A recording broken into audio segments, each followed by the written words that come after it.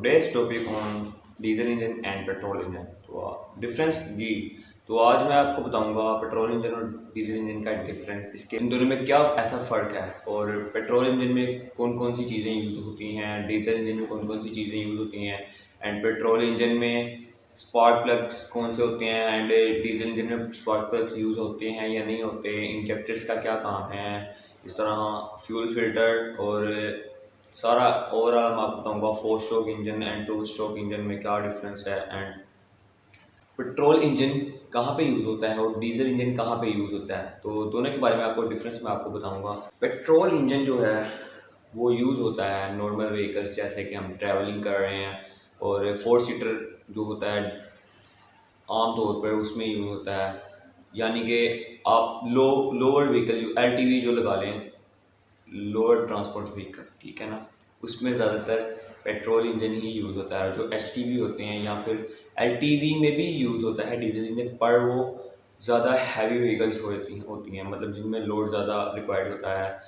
जैसे कि अब V8 लैंड क्रूज़र हो गई, वीगो डाला हो गया, इस तरह में मतलब ज़रूरी नहीं है कि हर गाड़ी की जो बड़ी गाड़ी है उसमें डीजल इंजन ही आए, पेट्रोल इंजन भी आता है। ये कंपनी की तरफ से रिक्वायरमेंट्स होती हैं कि आपने पेट्रोल इंजन लेना है या डीजल इंजन लेना है, इट्स ओवरऑल।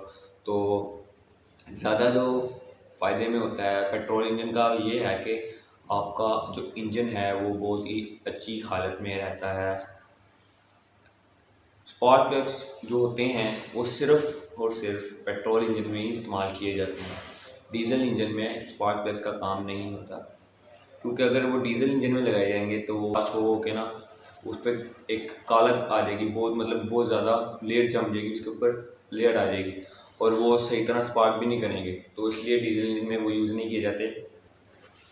डीजल इंजन में क्या यूज़ किया जाता है वो भी मैं आपको जाके आगे बताता हूँ। पहले पेट्रोल इंजन का सारा आपको मैं क्लियर बता देता हूँ। उसके अलावा 4 स्ट्रोक और 2 स्ट्रोक में क्या फ़र्क है। जो 4 स्ट्रोक है ना, जो अब लेटेस्ट चल रही हैं वो हमारे हैं 4 स्ट्रोक इंजन, ठीक है।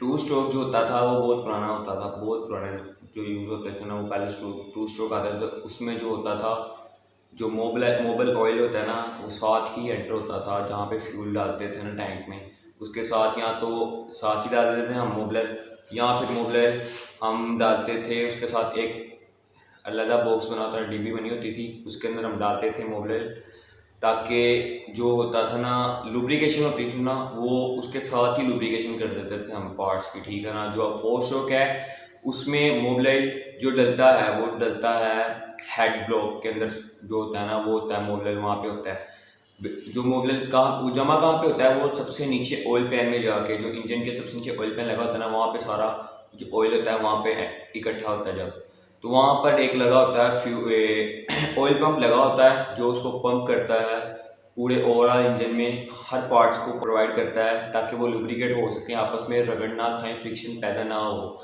अगर फ्रिक्शन पैदा होगी, वो घिसाव ज़्यादा होगा, वो मतलब रगड़े जाएंगे, वो ख़त्म होते जाएंगे बिल्कुल, ठीक है ना। उनमें वेयर एंड टेयर ज़्यादा आ जाएगी, बहुत ज़्यादा आ जाएगी, ठीक है। जो चारों पिस्टन होते हैं उनको वो लुब्रिकेशन करता है ताकि वो स्मूथ वर्क कर सकें, उनमें हीट पैदा ना हो ज़्यादा। अगर हीट का अमल भी ज़्यादा होगा तो घिसाव भी ज़्यादा होगा। अगर हीट ज़्यादा होगा, अगर हीट बहुत ज़्यादा होगा ना तो इंजन, तो वो पार्ट्स घिसते जाएंगे। और लुब्रिकेशन का दूसरा काम क्या है, लुब्रिकेशन जो ऑयल होता है उसका दूसरा काम ये भी है कि वो इंजन को ठंडा रखता है, यानी कूल रखता है। अगर इंजन बहुत ज़्यादा हीट हो जाएगा तो इसका फायरिंग ऑर्डर होता है 1, 3 एंड 4, 2। 4 स्ट्रोक और 4 सिलेंडर में क्या फ़र्क है।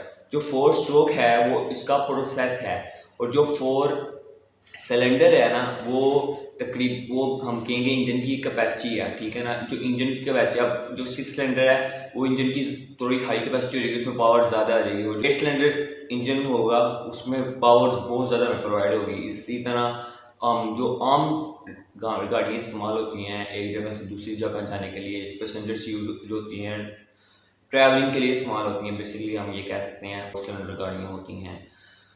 4 सिलेंडर में जो होता है वो 4 सिलेंडर होते हैं, मतलब 4 पिस्टन्स मूव करते हैं अप एंड डाउन। उसका फायरिंग ऑर्डर भी अलग है, जो 6 सिलेंडर है उसका फायरिंग ऑर्डर अलग है, और जो 8 सिलेंडर है उसका फायरिंग ऑर्डर अलग है, ठीक है। अब ये नीचे में आपको स्क्रीन में नजर आ रहा होगा 4 सिलेंडर का जो फायरिंग ऑर्डर है वो यहाँ पर है, और 6 सिलेंडर का फायरिंग ऑर्डर ये है, और जो 8 सिलेंडर है उसका फायरिंग ऑर्डर ये था। अब बेसिकली इनके फायरिंग ऑर्डर क्यों अलग रखे जाते हैं, 1 2 3 4 ही क्यों नहीं है, 1 2 3 4 5 6 ये काउंटिंग लाइन वाइज क्यों नहीं है, आगे पीछे क्यों है।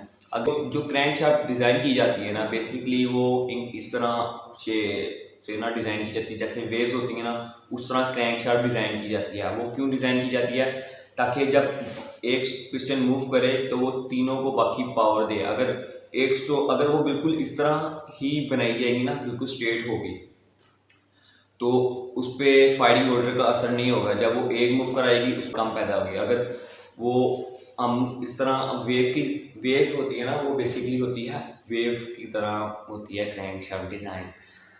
अब जब फर्स्ट में फायर रोडिंग जब फर्स्ट में पावर स्ट्रोक बनेगा, ब्लास्ट होगा मतलब, तो फर्स्ट में पावर करेगा, प्रोड्यूस करेगा, और उसके हिसाब से इस तरह फायरिंग ऑर्डर होगा। जो फर्स्ट करेगा और उसके बाद करेगा थर्ड वाला, उसके बाद करेगा फोर्थ, उसके बाद करेगा सेकंड वाला।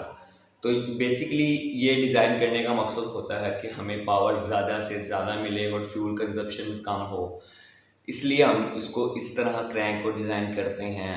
ये हर मैन्युफैक्चरिंग के हिसाब से डिज़ाइन की जाती है, मतलब उसके हिसाब से कि अगर टोयोटा की कंपनी है वो अपने हिसाब से मैन्युफैक्चर करेगी, होंडा की है वो अपने हिसाब से मैन्युफैक्चर करेगी।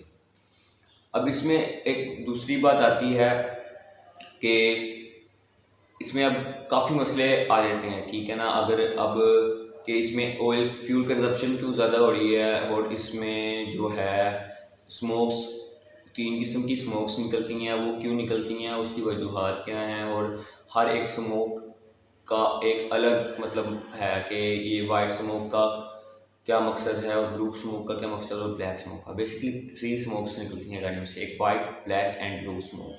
इन तीनों के अलग अलग मसले होते हैं, ठीक है। अगर ये तीनों अपने अलग अलग निकलेंगे, मतलब तीनों में से कोई कलर निकल रहा होगा उसका अलग मसला होगा, बेसिकली ये हिसाब होता है। एंड जो एक अगला स्टेप है वो हमारे पास आता है, अगला क्वेश्चन आता है हमारे पास कि फ्यूल इंजेक्टर्स का क्या काम है। फ्यूल इंजेक्टर्स का काम होता है अलग अलग सेंटर में अलग अलग टाइम पे फ्यूल को स्प्रे करवाना।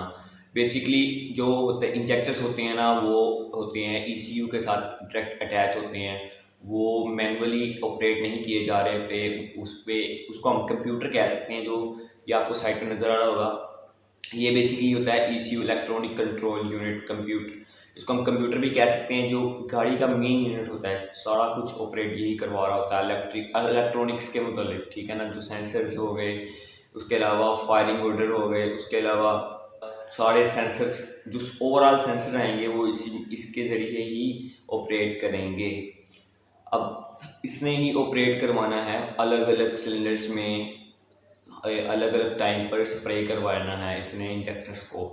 अब इंजेक्टर्स बेसिकली क्यों यूज़ किए जाते हैं, ताकि फ्यूल जो कंजप्शन हो वो कम से कम हो, और जो स्प्रे होगा वो हल्का सा स्प्रे होगा और वो उसी वक्त ब्लास्ट हो जाएगा। अगर हम ज़्यादा स्प्रे करवाएंगे, जितना बेसिकली मसला ये होता है कि अगर हम जितना ही फ्यूल अगर हम सिलेंडर में एंटर करवा देना, वो सबका सब ब्लास्ट हो जाएगा। इसलिए हम एक वो हिसाब मैन्युफैक्चरिंग के हिसाब से डिज़ाइन किया गया होता है कि इस सिलेंडर में कितना स्प्रे करवाया जाए तो ये उतनी पावर हमें प्रोड्यूस करके देगा और फ्यूल कंजप्शन कम से कम होगी।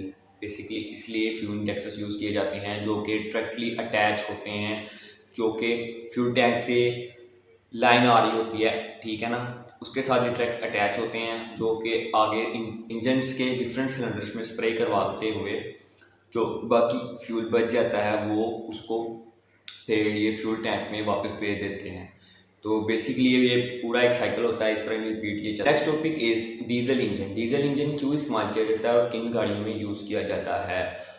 आज के लेटेस्ट जो दौर में इस्तेमाल किया जाने वाला जो डीजल इंजन वो क्यों इस्तेमाल किए जाते हैं। डीजल इंजन बेसिकली ज़्यादा पावर रिक्वायर, जिस गाड़ी में ज़्यादा पावर रिक्वायर होती है उसमें डीजल इंजन को यूज़ किया जाता है, जो कि बहुत ज़्यादा लोड बर्दाश्त कर सकता है। जितनी भी एचटीवी व्हीकल्स हैं उसमें सिर्फ और सिर्फ डीजल इंजन ही इस्तेमाल होगा, यानी कि ट्रक हो गया, बसेस हो गई और इस तरह लोडर्स हो गए, सब में डीजल इंजन ही इस्तेमाल किया जाएगा। वो क्यों यूज़ किया जाएगा? बेसिकली क्योंकि ये ज़्यादा पावर प्रोड्यूस कर सकता है और ज़्यादा लोड बर्दाश्त कर सकता है। डीजल इंजन में भी ये सब चीज़ें आती हैं, यानी कि 4 cylinder and 6 cylinder and 8 cylinder. ये भी डीजल इंजन में भी ये सब सिलेंडर यूज़ किए जाते हैं। 4 सिलेंडर आमतौर पर जो होता है, जो LTV व्हीकल्स होते हैं उसमें 4 सिलेंडर यूज़ होता है। 6 सिलेंडर भी यूज़ होता है, लेकिन ज़्यादा अगर बड़ी गाड़ी होगी उसमें 6 सिलेंडर या 8 सिलेंडर यूज़ किया जाएगा, उसमें 4 सिलेंडर नहीं होगा, क्योंकि वो 4 सिलेंडर वो उसका लोड बर्दाश्त नहीं कर सकता, ठीक है। इसलिए उसमें 6 सिलेंडर यूज़ किया जाता है। बेसिकली 6 सिलेंडर यूज़ करने का मकसद यही होता है कि हमें पावर ज़्यादा से ज़्यादा मिले और लोड जो होता है डिवाइड हो, सब सिलेंडर्स पे डिवाइड हो और हमें पावर इक्वल भी मिले, ठीक है। आज के लिए यार बस इतना ही। आई होप आपको ये वीडियो पसंद आई होगी। आपको अगर वीडियो पसंद आई तो इसको लाइक करें, सब्सक्राइब करें चैनल को, ताकि आपको हर आने वाली मेरी नई वीडियो इस तरह के अच्छे टॉपिक्स पर सबसे पहले मिल सके।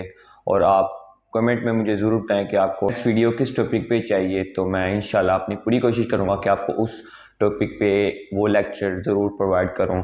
और इंशाल्लाह आपको इंजन्स पे, जो इंजन्स के रिलेटेड हर लेक्चर आपको मैं ज़रूर दूंगा और वो अपडेट टू अपडेट आपको मैं रखूँगा साथ। तो थैंक यू फॉर वॉचिंग। तो मिलते हैं फिर नेक्स्ट वीडियो में। Tata bye bye.